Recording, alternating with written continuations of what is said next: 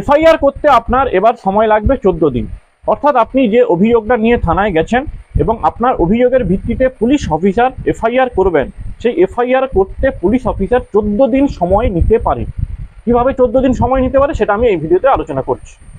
আপনি একটা অভিযোগ নিয়ে থানায় গেলেন এবং সেই অভিযোগের ভিত্তিতে এফআইআর এবং সেই যে দোষ, মানে যিনি দোষ করেছেন তার অভিযোগ নিয়েই তো আপনি থানায় গেছেন, সেই দোষের সাজা, আইনি ভাষায় কগনিজেবল অফেন্স, এই কগনিজেবল অফেন্সের সাজা যদি 3 বছর থেকে 7 বছর হয়, তাহলে পুলিশ অফিসার, থানার পুলিশ অফিসার ডিএসপি র্যাঙ্কের কোনো অফিসারের থেকে পারমিশন নিয়ে এফআইআর করার আগে প্রিলিমিনারি ইনকোয়ারি করতে পারে।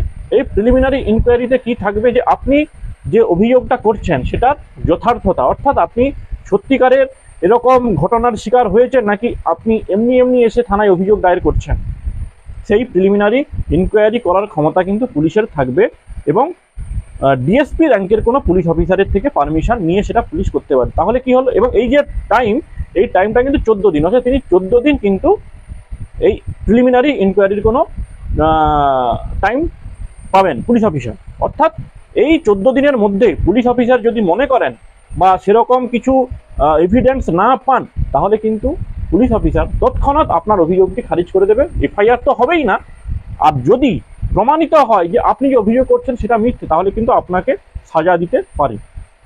এটা গেল একটা, অর্থাৎ 14 দিন সময় লাগছে। 14 দিন পরে যদি পুলিশ অফিসার আপনার অভিযোগটা আপনার অভিযোগ না নিয়ে ফিরিয়ে দেয়, তাহলে কিন্তু আপনার হাতেও কিন্তু সুযোগ থাকছে।